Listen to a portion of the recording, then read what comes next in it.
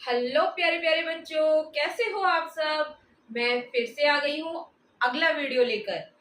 आप सब ने अभी तक पढ़ा कि टेंसेस क्या होता है और स्टेट बीइंग क्या होता है, स्टेट पोजीशन क्या होता है। कुछ एग्जाम्पल से आगे समझते हैं, साथ में कुछ वर्ड्स, न्यू वर्ड्स भी सीख लेते हैं। क्योंकि न्यू वर्ड्स आपके लिए हो सकता है ये न्यू वर्ड्स ना हो, आपको पहले से ही ये आता हो, लेकिन फिर भी एज अ सब्जेक्ट इन सारे वर्ड्स को जानना भी जरूरी है। और एक बार इसको एक्सप्लेन करते हुए आगे चलेंगे ताकि कोई भी चीज किसी भी बच्चे के लिए छूटे ना। जिनको आता है वो भी समझे, जिनको नहीं आता है वो भी समझे। ठीक है बच्चों, तो आज आप सीखोगे बेसिक एंड इम्पोर्टेंट वर्ड्स, साथ में स्टेट बीइंग और स्टेट पोजीशंस के एग्जाम्पल्स। ठीक है, तो शुरू करते हैं। तो बच्चों, बेसिक और इम्पोर्टेंट वर्ड्स में सबसे पहले आते हैं this, that, these and those. This का मतलब होता है यह, दैट का मतलब होता है वह, दीज का मतलब होता है ये, और दोज का मतलब होता है वो। बच्चों, जब हम यूज करते हैं दिस, तो दिस का मतलब एक चीज के लिए यह है। दिस इज अ मार्कर, तो यह एक मार्कर है बच्चों। लेकिन ये तो मेरे पास है, इसलिए मैंने कह दिया this is a marker.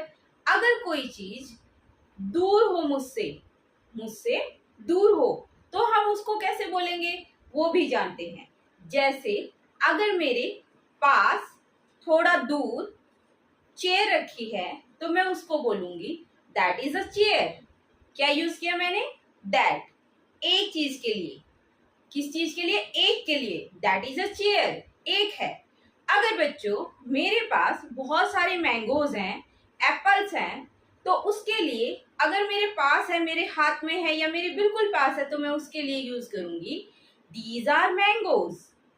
These are mangoes. और वही मैंगोज ज्यादा हैं और दूर है, थोड़ा सा दूर रखे हैं, तो मैं बोलूंगी दोज आर मैंगोज या दोज आर एप्पल्स। बच्चों, इसी को एक टेबल के तरीके से सीखते हैं, और इस टेबल को आप अपनी कॉपीज में बना लेना ताकि आपको याद रहे। ठीक है, तो ये मैंने टेबल बनाई है जिसमें नियर यानी पास में, फार मतलब दूर, सिंगुलर एक चीज के लिए, प्लूरल दो चीज के लिए। हम कैसे दो या दो से ज्यादा चीजों के लिए हम कैसे यूज करेंगे? सिंगुलर है, पास में है तो दिस, सिंगुलर है और दूर है तो दैट, प्लूरल है और पास है तो दीज, और दूर है तो दोज। ठीक है, ये टेबल आप सबकी समझ में आ गई होगी। इसको आप अपने कॉपीज में बना लीजिएगा, ये आपके हमेशा काम आएगी। तो बच्चों, इसके एग्जाम्पल समझते हैं।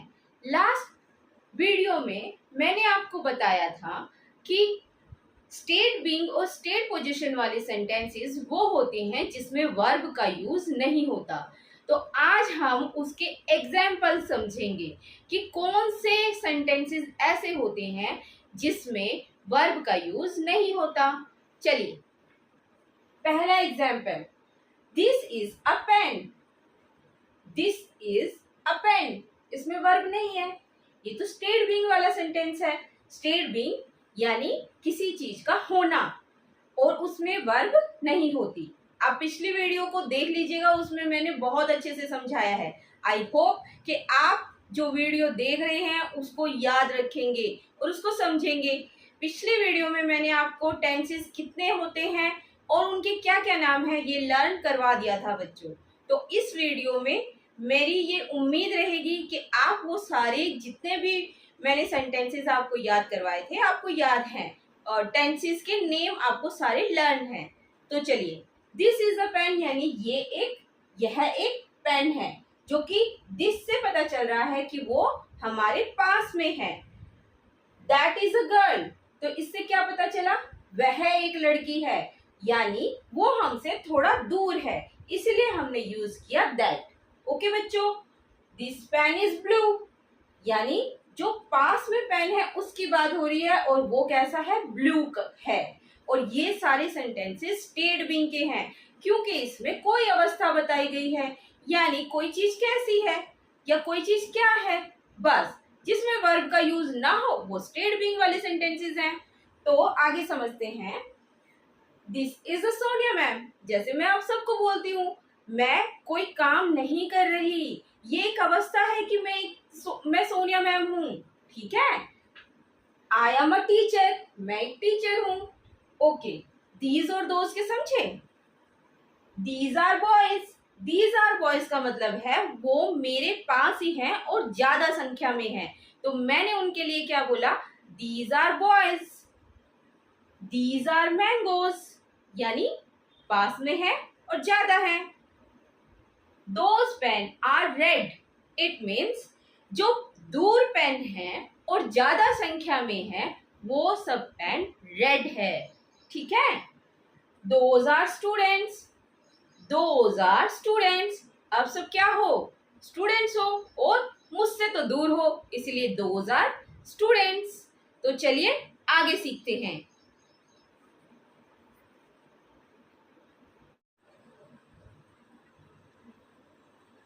तो बच्चों चलो अब आगे पढ़ते हैं। हेल्पिंग वर्ब्स या ऑक्सिलरी वर्ब, ये वर्ब इम्पोर्टेंट और बेसिक वर्ड्स में ही आती है और इसमें हम आगे इनका मतलब समझते हैं क्योंकि इन्हीं की मदद से अब आगे चलकर सेंटेंसेस बनाएंगे। तो सबसे पहले आता है एम, जो आई के साथ यूज होता है और एम का मतलब होता है हूँ। फिर आता है इज, जो सिंगुलर है और सिंगुलर वर्ड्स के साथ यूज होता है, सिंगुलर सब्जेक्ट के साथ होता है यूज। तो ही, शी, इट के साथ इज यूज होता है और आई, वी, यू, दे के साथ आर यूज होता है, दोनों का सेम मतलब होता है। For example I am happy, ये एग्जाम्पल भी स्टेट बीइंग का ही एग्जाम्पल है। स्टेट बीइंग में ही हम ऐसे बोल सकते हैं आई एम हैप्पी, ये एक अवस्था का सेंटेंस है और मैं हैप्पी हूं, इसमें यही बताया गया है। देखो बच्चों, मैंने आई के साथ एम का यूज किया है। सेकंड देखते हैं इज यूज होता है ही, शी और इट के साथ। ये सब्जेक्ट सारे के सारे सिंगुलर है, यानी ही का मतलब होता है वह, बॉय के लिए, शी का मतलब होता है वह, लड़की के लिए, और इट का मतलब भी वह होता है, ये लेकिन थिंग्स, नॉन लिविंग थिंग्स और जानवरों के लिए कभी कभी यूज हो जाता है, ठीक है। तो एक दो एग्जाम्पल इसके भी बता देती हूँ। He is a boy, she is a girl, she is a beautiful girl. तो इस तरीके के सेंटेंसेस जो स्टेट बीइंग के सेंटेंसेस हैं इसके एग्जाम्पल में आ सकते हैं। तो आगे देखते हैं। आर, आर हेल्पिंग वर्ब है और हेल्पिंग वर्ब ये प्लूरल के साथ यूज होती हैं और इसके सब्जेक्ट हो सकते हैं जिनके साथ ये यूज होती है, वो है आई, वी, यू, दे। तो बच्चों आई का मतलब होता है मैं, सॉरी आई के साथ आर यूज नहीं होता है।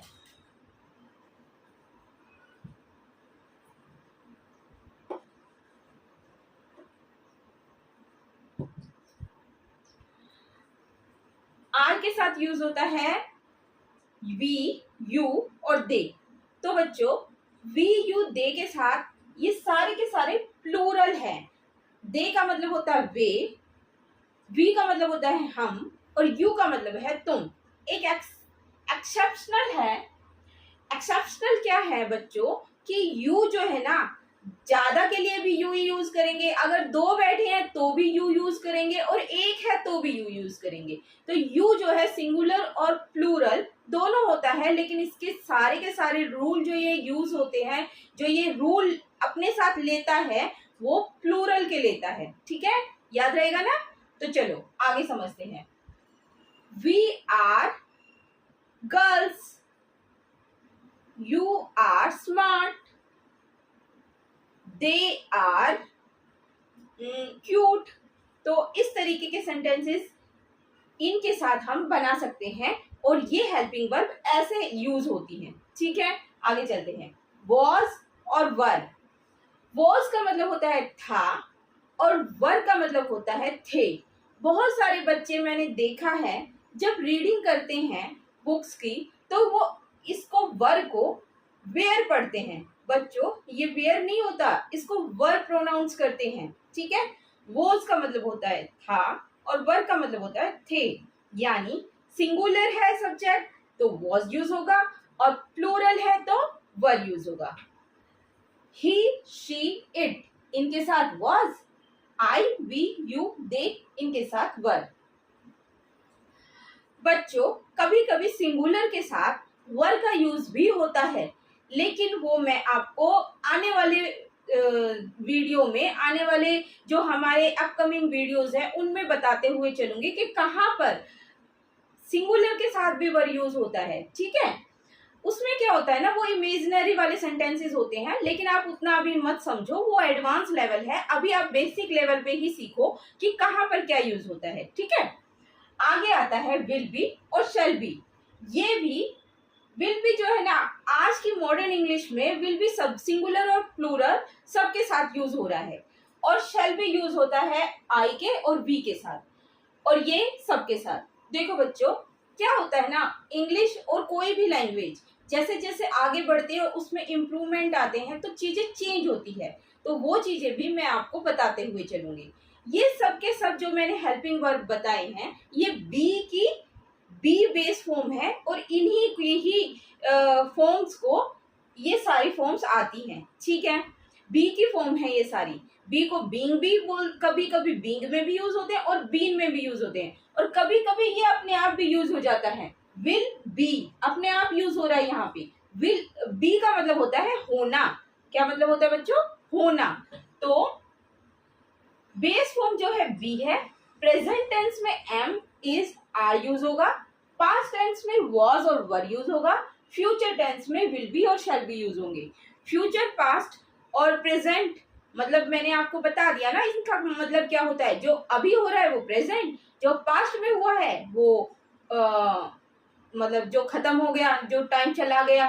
ठीक है, और भूतकाल बोलते हैं उसको, और जो फ्यूचर में होगा वो भविष्यकाल, जो मतलब फ्यूचर में होगा। ठीक है, इतना तो मैं आपसे उम्मीद कर सकती हूँ आपको थोड़ा थोड़ा तो आता होगा, और बाकी नहीं आता होगा जो वो हम सीखेंगे। ठीक है, तो इसमें और कुछ समझाने लायक चीजें हैं, सब हमने समझ ली है। आगे चलते हैं। तो आज आपने सीखा बेसिक एंड इम्पोर्टेंट वर्ड्स, उसके साथ कुछ एग्जाम्पल जो स्टेट बीइंग्स और स्टेट पोजीशन के नहीं थे, स्टेट बीइंग के सेंटेंसेस थे एग्जाम्पल से। तो अब बारी है हमारी last not the list bonus tips की। तो बच्चों बोनस टिप्स में आज आप सीखेंगे एक फ्रेजल, यानी कि फ्रेजेस जो होते हैं हमारे वो हमें लर्न करने होते हैं और उससे हम अपनी इंग्लिश को इम्प्रूव कर सकते हैं।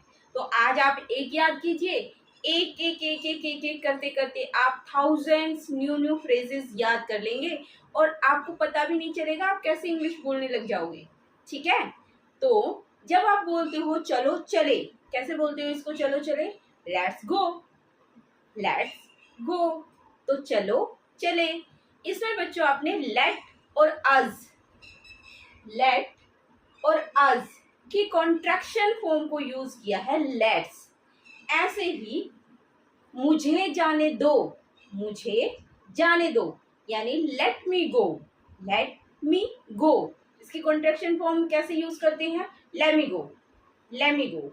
ओके, इसका मतलब होता है मुझे जाने दो। तो आपको दो चीजें याद करनी है। जैसे जैसे मैं आपको बताती जाऊंगी वैसे तो ये रोज रोज न्यू न्यू फ्रेजेस वर्ब्स मैं आपको बताऊंगी, और आपके पास एक भंडार लग जाएगा जो आप याद करके अपनी इंग्लिश को इम्प्रूव कर सकते हो। तो पहली फ्रेजल वर्ब मैंने बताई लेट्स गो, दूसरी मैंने बताई लेट मी गो, लेट मी गो, और गो क्विकली, जल्दी जाओ, जल्दी चलो, जल्दी जाओ। बनाइए कैसे? जाओ पहले, जल्दी बाद में, गो क्विकली, या इसी को उल्टा कर दो, कम क्विकली। तो तीन चीजें आपने याद कर ली।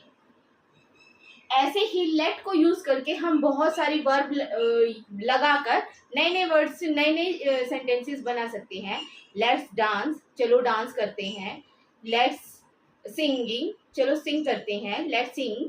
और वर्ब लेट्स रन, दौड़ते हैं। ऐसे ही बहुत सारी वर्ब को आप छोटे छोटे वर्ब को छोटी छोटी लेट्स मतलब लेट्स के साथ यूज करके अपने इंग्लिश को इम्प्रूव कर सकते हैं और फ्रेजेस बना सकते हैं। ठीक है बच्चों, इनको इम्परेटिव सेंटेंसेस कहते हैं।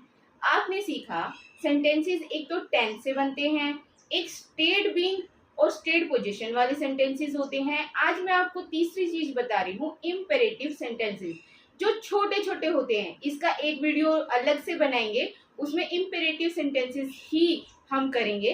तब तक आप ये छोटे छोटे यूज करना सीखो, अपने वर्ड्स छोटे छोटे फ्रेजेस यूज करना सीखो। ठीक है, इस वीडियो के लिए इतना ही। Take care, bye bye.